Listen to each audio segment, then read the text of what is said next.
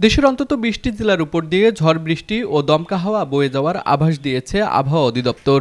শনিবার ভোর ৩টা থেকে দুপুর ১টা পর্যন্ত পূর্বাভাসে বলা হয়েছে, রংপুর, ঢাকা, চট্টগ্রাম সহ বিভিন্ন অঞ্চলে ঘন্টায় ৪৫ থেকে ৬০ কিলোমিটার বেগে দমকা হাওয়া, ঝোড়ো হাওয়া বয়ে যেতে পারে। এর সঙ্গে থাকতে পারে বজ্রসহ বৃষ্টি। ফলে সংশ্লিষ্ট এলাকার নদীবন্দরগুলোকে ১ নম্বর সতর্ক সংকেত দেখাতে বলা হয়েছে। রংপুর শহরে নিরিবিলি ও মনোরম পরিবেশে অবস্থিত রংপুর গ্রুপের প্রিমিয়াম আবাসন প্রকল্প আনান সিটিতে নগদ মূল্য ও সহজ কিস্তিতে প্লট এবং কন্ডোমিনিয়াম অ্যাপার্টমেন্ট বিক্রয় চলছে।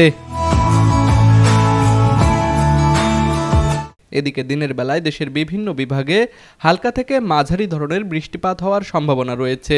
কোথাও কোথাও হতে পারে ভারী থেকে অতি ভারী বর্ষণ। এতে কিছু এলাকায় জলাবদ্ধতা দেখা দিতে পারে বলে জানিয়েছে আবহাওয়া অধিদপ্তর। তবে এ সময় দিনের তাপমাত্রা প্রায় অপরিবর্তিত থাকতে পারে। ঝড় বৃষ্টি ও বজ্রপাতের সময় সতর্ক থাকার পরামর্শ দিয়েছে আবহাওয়া অধিদপ্তর। তুষার আচার্য, ডেস্ক রিপোর্ট, RCTV।